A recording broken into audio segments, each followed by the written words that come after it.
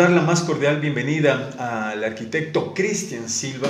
Él es un arquitecto con una línea de trabajo muy fina, un gran trabajo.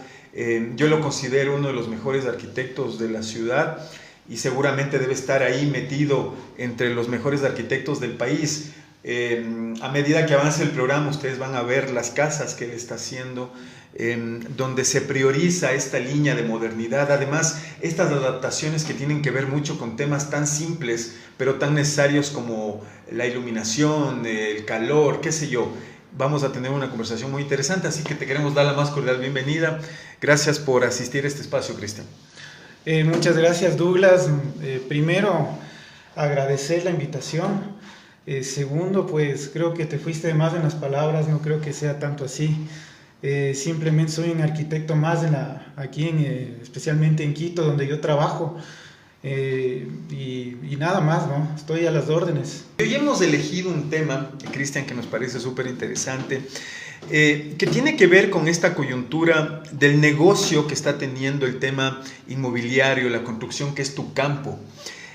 Y quiero arrancar con el tema de que una vez que superamos esta pandemia brutal, como tú recordarás, el primer sector que se activó o que se vio obligado a activarse fue el sector de la construcción y por tanto el sector inmobiliario. Eso significa que por alguna razón se hizo esto, o sea, dicen que el sector inmobiliario y la construcción son el termómetro de una crisis económica o de una recuperación económica. Partamos de ese criterio. ¿Cuál es tu opinión al respecto? Sí, bueno, básicamente el tema de la construcción como tal, sí es una base económica del país. Entonces siempre hay que verle como un termómetro, como tú dices, y es así. Surgió algo muy interesante dentro del tema de lo que es la pandemia el año pasado. Realmente la gente se dio cuenta que tenía que cambiar de espacio de vida. Claro que sí. Y a través justamente de las redes sociales, porque no se podía manejar mucho más que eso, buscaban proyectos. Nosotros como constructores estábamos parados en algún momento y fue justamente eso lo que nos dio un empuje también para presentar el tema de la cuestión de este plan piloto de la construcción, ¿no? Y empezar a retomar los proyectos que quedaron ahí sin poder hacer. Obviamente era muy complejo el tema de la construcción con la cuestión de la gente, ¿no es cierto? Cómo manejar el tema del virus dentro de las obras, ¿no? Porque todos saben que en las obras pues no hay un ambiente estéril, ¿no? Es otro tipo de ambiente el que Correcto. Se maneja de construcción. Correcto. Pero aún así la gente ha estado pendiente y de hecho personalmente tuvimos una buena acogida con proyectos que lo estábamos desarrollando.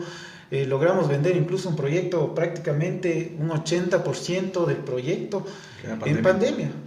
Entonces la gente sí se estaba moviendo, estaba buscando justamente cómo mejorar su situación, me refiero a cómo viven, ¿no? Porque creo que todo el mundo en algún momento se planteó decir, bueno, este espacio es funcional, no es funcional, ¿qué me hace falta? ¿Por qué no funciona? ¿Por qué decidí hacer esto? ¿Por qué decidí comprar esto? ¿Por qué decidí vivir de esta forma? Y estoy viendo que no me funciona. Entonces empezaron a buscar alternativas. Y eso fue muy importante para el tema de la construcción. Todavía el termómetro de la construcción pues no llega a un nivel de hace unos 4 o 5 años donde sí había realmente otro nivel de construcción, una masa más importante, pero poquito a poquito vamos recuperando justamente ese tema. Correcto, Cristian. Estamos apenas conversando y esbozando una primera conversación mientras ya vemos las casas que hace Cristian, quien decía no es para tanto, pero la que estamos viendo en este momento tiene una línea que a mí particularmente me gusta.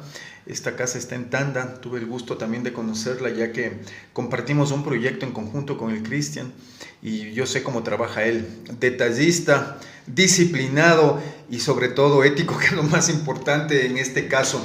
Tú mencionabas algo que es importante recalcar. En la pandemia, o en la plandemia como le digo yo, mucha gente vio una oportunidad de activarse económicamente en el sector inmobiliario, es decir, la tía, la abuelita de la tía y el amigo del amigo del amigo dijeron, ¿sabes qué? Voy a comenzar a arrendar departamentos, a arrendar casas, a intentar vender la casa de un amigo, de una amiga, y vos dices, toda la gente tiene derecho, porque la crisis económica en ese momento hasta el día de hoy es tremenda. Pero, ¿cuál es el defecto que surge de esa instancia? Más allá inclusive de la profesionalización, es decir, yo no puedo ponerme a construir una casa por más que quiera porque no soy arquitecto, de la misma manera que tú no puedes, no sé, hacer una operación a corazón abierto porque no eres médico. Entonces, ¿cuál es ese problema de esa masificación, esa informalidad que, más allá de lo que tú mencionabas, está creando un problema muy grande, no solamente en el sector inmobiliario, sino adjunto a la construcción? Bueno, sí, yo creo que ha habido varios factores y aparte, como un paréntesis, o sea, mucha gente se volvió y regresó a ver la cocina y empezó a hacer pasteles y empezó a hacer galletas y empezó a hacer hamburguesas y empezó a hacer, y claro, justamente los dueños de restaurantes decían, esto no es una competencia, ¿no es cierto?, leal, buen punto. ¿no? ¿Por qué? Porque claro, nosotros pagamos impuestos, nosotros pagamos a la gente, nosotros afiliamos gente al IES, nosotros pagamos un local, inversiones de equipos, en fin, ¿no? Entonces, claro, había una molestia, pero por otro lado era la necesidad de la gente de tener algo, ¿no? De generar algo de dinero, sí, claro, porque el negocio que ellos tenían, pues básicamente no estaba funcionando. Obviamente porque uno estaba encerrado, lo que sea. Entonces, algo muy parecido en el tema inmobiliario, ¿no? Decir, bueno, ¿qué ideas me surgen? Yo igual, cuando estuve encerrado en pandemia, también era viendo, ¿y ahora qué hago hasta mientras? Imagínate. ¿no? ¿Qué puedo hacer? ¿Cómo me gano la vida? ¿No? Entonces, surgen justamente estos temas. A algunas personas, pues, han optado justamente por tratar de irse por el negocio inmobiliario, que es un negocio complejo. Sí, claro. Hay que saber manejar, hay que tener paciencia, como en algún momento conversábamos, ¿no? Un tema de mucha paciencia y de mucho tino y de saber manejar a los clientes, no es fácil. Puede salir que de vez en cuando pues alguien sí tenga esa capacidad de manejarse y de lograr ser un gran vendedor inmobiliario, porque el vendedor inmobiliario sí necesita especializarse, no por cortar sueños. No, pero sí, bueno, no cortar sueños, pero por ejemplo el tema de yo hago un pastel y lo vendo en redes sociales, pues si el pastel está rico me lo compran, ¿no? En este caso uno tiene que vender algo que incluso puede ser intangible en un momento. Correcto. Entonces algo, bueno, esta casa va a ser de esta forma, vamos a hacer así, tiene tal y tales características, en fin. Conocimientos técnicos necesarios inclusive, ¿no? Sí, no, y manejo justamente el cliente, porque los clientes analizan mucho lo que uno dice, parecería que no, pero están analizando, entonces hay cosas importantes que, por ejemplo, decirte que a veces uno trata de negociar o un error frecuente es decir, bueno, tengo varios clientes que están atrás de este mismo bien, ¿no? Entonces, y creo que la mayoría de nosotros hacemos eso. Sí, claro. Claro, pero el cliente por otro lado está pensando, bueno, o sea, si tiene tantos clientes, ¿por qué me sigue llamando? O sea, correcto. ¿Por qué está tan interesado en que yo compre? Si claro, tiene tantos clientes, o sea, no entiendo, o sea, son ahí temas que son medios que hay que saberlos manejar, hay que tener realmente otro tipo de experiencia y de manejo de clientes, es diferente, como en todo ámbito, ¿no? Como en todo ámbito tenemos que saber de qué estamos hablando. Entonces hay que sumar todas las cuestiones, y ¿qué es lo que pasa? que la informalidad te genera un movimiento anárquico, y en el movimiento anárquico sí hay una afectación directamente al dólar. Yo te pregunto, a ti como constructor, como eres un arquitecto que tiene ya su nombre, que tiene proyectos muy buenos, ¿cuánto te afecta directamente la informalidad de ese grupo que dijo voy a comenzar a vender porque parece que es fácil, que no tiene una licencia, pero además del tema de que la gente es súper informal y es como que sí, te llaman, sondean, lo que te ha pasado a ti 10,000 veces con el tema de señor, vea que era una casa y vos ya chévere, hagamos la cuestión y después naranjas? Sí, bueno, con alguna experiencia que se tiene en tema de ventas nos ha pasado. Por ejemplo, que viene y dicen, bueno, yo tengo una amiga, les voy a presentar a una amiga, quiere comprar un departamento. Sí, claro. Entonces, claro, nosotros como constructores, pues le recibimos, le enseñamos todo, le decimos todo, y después se logra la venta, pero toda la gestión la hicimos nosotros, ¿no? Incluso hasta de llamarle a la amiga y todo lo demás. El rato que se hace la venta, llama a la señora y dice, bueno, es mi contacto, mi comisión. Entonces, termina siendo un poquito cómico el tema, ¿no? Porque al final todo el trabajo lo hicimos nosotros. Sí era el contacto de la señora, pero la señora no tenía ni idea, ni siquiera conoció el departamento o el bien que estábamos promocionando. Una barbaridad, exactamente. Entonces, esa es la informalidad. Y así es perjudicial a veces para nosotros porque se van quemando los bienes. O sea, Exactamente. Me refiero a que se enseña tanto y tan informalmente que ese bien que puede ser bueno, después de unos meses no se vende, y es por justamente no tener una buena política de ventas, una persona que sepa cómo vender, cómo analizar al cliente que está ahí. Creamos una anticultura inmobiliaria justamente por este factor que se quema. Terminan quemándose proyectos por eso. Entonces nosotros en estos últimos tiempos pues hemos optado justamente por personas especializadas que sepan del mercado, que sepan incluso dónde se tiene que hacer tal o cual tipo de proyecto, ¿no es cierto? Entonces al final es un análisis conjunto entre ventas, entre construcción, entre diseños, es todo algo que se tiene que hacer desde el inicio bien. Entonces el rato que sale a ventas no es que yo diseñé una casa y la estoy vendiendo así nada más, es una casa que estuvo pensada para un target, que estuvo pensada que tiene que ser en tal sector, que estuvo pensada con tales necesidades. Entonces ahí obviamente es como más fuerte el concepto de vender algo, ¿no? Porque ya tienes un concepto inicial, qué quieres y a quién quieres vender. Correcto. Que es diferente bueno, encontrar una casa o arrendar algo de mi amigo y dice, bueno, si está chévere, entonces yo le voy a arrendar y como digo, una de estas sale, pero no tiene esa experiencia como para vender, y yo insisto que es muy importante tener mucho conocimiento en el ámbito inmobiliario.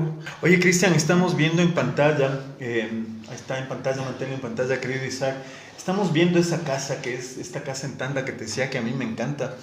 Y yo le preguntaba al Cristian la primera vez que fui, porque hicimos una sesión de fotos y qué sé yo, le decía, esta casa bajito cuesta $1,000,000, y el Cristian se mataba de la risa, me dice, no cuesta $1,000,000, cuesta muchísimo menos, qué sé yo, 800,000, no, se me seguía riendo, y ya me sentía mal porque parecía que estaba burlando de mí. Y realmente el tema es que aquí hay un tema también de una inteligencia de recursos adaptado a un sistema que se encuentra en una crisis económica, sumado a esto que estamos hablando de esta informalidad que está dañando seriamente el sector inmobiliario y que tiene una afectación gigante. Y traigo a colación esta estructura dentro de este espacio que tú has trabajado tan lindo en Tanda, es que ¿por qué el sector inmobiliario es el filtro económico del país? Y te lo digo porque todavía no se termina de activar. Si bien el recambio político generó alguna esperanza, básicamente por modelos económicos, yo no sé hasta qué punto puede haber una cierta reactivación porque ahorita el actual gobierno está metido de cabeza en las vacunas para recibir luego créditos internacionales. Pero mientras tanto, ¿cómo es la cuestión? ¿Por qué el tema de la construcción y el tema inmobiliario transparentan la situación del país, por llamarlo de alguna manera? Hacerlo un análisis de manera simple para que la gente conozca y diga, ok, yo quiero inmobiliarias serias, quiero trabajar en proyectos serios. Bueno, es muy importante porque realmente un bien siempre va a ser tuyo. El rato que consigues un bien es algo tuyo, es algo ganado, es algo ahí está tu plata. Y en función a cualquier otra inversión que uno haga, por ejemplo un automóvil, se deprecia, un automóvil nuevo se desprecia al dar la vuelta a la esquina. Correcto. Si uno sabe comprar y uno sabe analizar el proyecto donde compra, el lugar y todo, que ese es el trabajo que tiene que hacer justamente un agente inmobiliario, que le asesore a uno bien como comprador. Entonces, tú vas a tener en unos años incluso hasta ganancia de ese bien. Sí, claro. Si tú lo sabes invertir, si tú sabes comprar donde se debe comprar y a quién le compras. Correcto. ¿No? ¿Por qué? Porque ahí está garantías de constructores y sabes que esa garantía en 10 años está la construcción. Sí, claro. Bastante bien, ¿no? Porque ya después van temas de mantenimiento y todo.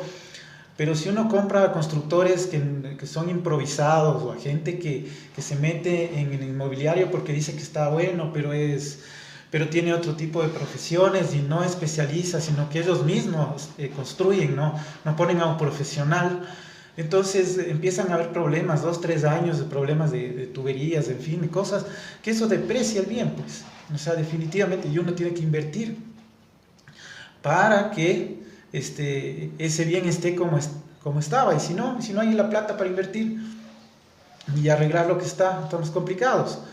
Entonces es muy importante. Por otro lado, la construcción sí genera mucha mano de obra, mucho trabajo. Eso dinamiza todo el tema de económico. ¿Por qué? Porque al final es un dinero que sigue dando vueltas y lo bueno de esto es que ese dinero sigue aquí. Es un dinero que se le da a los trabajadores. Los trabajadores normalmente compran acá sus bienes, su comida, en fin. Entonces es un dinero que sigue estando en el país. Correcto, ¿sí? Correcto. Entonces, y a veces incluso hay proyectos que se venden al extranjero y que atraen inversión extranjera. Ahora, un tema que nos enseñó muchísimo la pandemia, querido Cristian, a usuarios, estoy hablando de usuarios, es que las casas, los departamentos tal y como estaban concebidos se convirtieron en cárceles. Porque en un departamento te tocaba o buscar un techo para tomar sol o comenzar a trotar como loquito en la cuestión. Entonces esa también es una carencia importante que hay que considerar, ¿no es cierto? Podríamos hablar desde ese punto de vista como una enseñanza de este bloqueo terrorífico que aún seguimos viviendo, que se debe humanizar el sector de la construcción, no los constructores, el sector de la construcción, porque resulta que hay grandes constructores, para no dar nombres, hay grandes constructores que no toman en consideración el tema de, bueno, ¿qué pasa si yo no tengo el suficiente dinero para tener una casa y tener un lindo espacio donde tenga mi cancha de vóley, de fútbol, árboles y todo lo demás? A eso me refiero con el humanizar el sector de la construcción, dado que esta pandemia nos enseñó eso. Nos encarcelaron y estábamos en cárceles definitivamente. Sí, realmente el concepto cambió, incluso para todos mismos, no solo para los constructores, para todos mismos cambió de muchas formas. En algunos casos, pues, lo que tú dices, que se volvió un espacio, una cárcel, ciertas viviendas, sí, terrible. Sí, es definitivo. Yo dentro de mi concepto, eso es algo muy particular. Cuando yo diseño como para mí. Okay. Sí, como que yo voy a vivir ahí. Yo trato de humanizarme de esa forma. Trato de que no estoy diseñando no estoy haciendo cajitas. Estoy haciendo casas, estoy haciendo hogares, ¿sí? Porque la casa al final es el espacio donde se genera un hogar. Y eso hay que tenerlo muy claro, y ahí está la humanización. Obviamente hay un tema de negocio inmobiliario, que lo que se quiere es, bueno, departamentos de tantos metros, eso se venden rápido. La masificación, dices tú. Claro, entonces eso, hagamos un montón de estos y listo, y salimos rápido y seguimos haciendo. Hay eso también, obviamente, porque termina siendo un negocio. Y es antiético desde el punto de vista de quien accede a vivir al lugar, justamente por lo que estamos hablando, o no necesariamente. No diría yo que es algo antiético, porque al final se hace con responsabilidad, es un producto que está bien hecho. Lo que no hay es justamente ese tema de humanización, que es lo que va a ir cambiando. Y ahí creo que incluso tendríamos que regresar a ver a Japón, por ejemplo, donde no hay mucho espacio, donde ahí sí viven en unas cajitas. Sí, es terrible. Donde sus espacios realmente se han vuelto extremadamente versátiles, donde se tiene la sala, el comedor y el dormitorio en el mismo espacio, y que resulta que es el mismo mueble. Qué barbaridad. ¿No es cierto? Entonces, ya uno tiene que empezar a analizar justamente cómo puede a un espacio serlo versátil, porque hay que regresar a la realidad nuestra, y es que no todos pueden comprarse una casa de 400 metros para estar cómodos. Correcto. ¿No? Unos podrán comprarse 50 metros, entonces, ¿qué hacemos en los 50 metros? Otros 20, otros 100, no sé. Entonces, esos 20, esos 50, esos 100, tienen que ser de alguna manera espacios agradables. ¿Y qué me refiero a espacios agradables? Tú dijiste algo inicialmente, el tema de luz, ¿no? Que sea muy iluminado, que la luz te da mucha alegría. O sea, y es básico y fundamental. Pues, si tú claro, tienes un espacio con una así ventanita de 40 por 40, o sea, te vas a sentir en la cárcel. Pero si te entra la luz bien, si tú puedes ver afuera y contemplar el ambiente que tienes hacia afuera, en fin, cualquier cosa, eso te puede llegar a desestresar. Sí, claro. Y no tener esa idea de que estás metido en una cárcel, en una cajita ahí que no puedes salir, no, que más bien ya tienes de alguna manera dentro de tu espacio una relación con el exterior. Entonces todas esas cosas hay que irlas analizando dependiendo cada uno de los proyectos que se van haciendo. Personalmente a mí me gusta mucho la luz, me gusta mucho poder tener espacios más abiertos, porque los espacios más abiertos generan una sensación de libertad. Correcto. ¿Sí? Entonces, mientras más se pueda tener esa sensación, es mejor, porque se está uno más tranquilo en un espacio. Entonces, hay varios conceptos que uno tiene que tomar en cuenta, y como digo, tratar de humanizarse en el sentido de que uno como constructor o como diseñador, en este caso, que es el que inicia todo, tenga esa conciencia de que debe ser más humano, debe ser más para uno. Insisto, yo trato de diseñar para mí. Además, no hay una identidad tampoco en la famosa frase de la marca ciudad o la marca país. Quito particularmente, como cualquier otra ciudad del mundo, tiene sus distintivos, no solamente topográficos, sino históricos, culturales, antropológicos, y eso también influye en las decisiones de hacer un proyecto u otro, supongo. Sí, o sea, nosotros tenemos una base histórica, obviamente. Profunda, así es. Es una...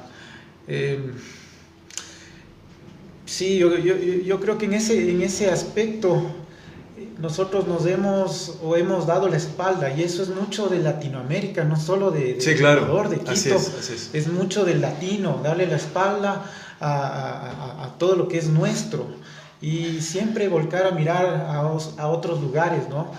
Y ha habido muchas tendencias y nos hemos perdido en este tema, ¿no? Hay mucha gente que en cambio lucha justamente por las raíces, pero son muy pocas. En el caso de Quito, es un asentamiento que termina siendo muy complejo. La cuadrícula inicial que tiene el centro histórico, pues no puede seguir siendo reproducida, porque al final tenemos que ir avanzando. Dentro de nuestras raíces tenemos que ir avanzando y modificando. y hay unas cosas súper extrañas. Por ejemplo, seguimos con esa traza de cuadrícula en algunos lugares, y uno se va al Valle de los Chillos, se va a Tumbaco, y seguimos viendo el mismo tamaño de calle, el mismo tamaño de vereda. Por tanto, el caos inmenso. Sí, o sea, versus, o sea, hay que tomar una relación. Quito está metido entre montañas y obviamente ya no tiene espacio. Y por eso es Quito es así. No tienes mucho espacio de veredas porque no tienes espacio. Las calles son angostas porque eso es lo que hay. No hay mucho espacio. Pero si te vas al valle, que ya es un valle como tal, debe cambiar ese criterio de diseño, ¿no? Las calles, o por lo menos las veredas, deberían ser más anchas. Deberían estar siempre con el tema de arborización dentro de todo lo que sería veredas, para no ir perdiendo, porque estamos perdiendo justamente esa naturaleza en los valles.